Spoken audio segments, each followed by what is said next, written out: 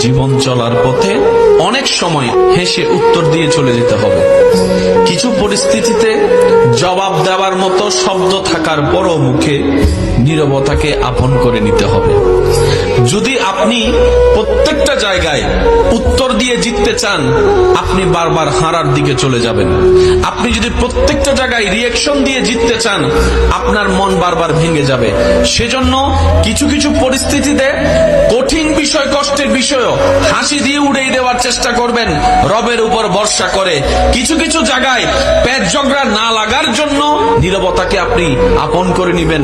ঝগড়া থেকে দূরে থাকবেন, তর্ক থেকে দূরে থাকবেন। আপনার ব্রেইনও ভালো থাকবে, আপনার হার্টও ভালো থাকবে।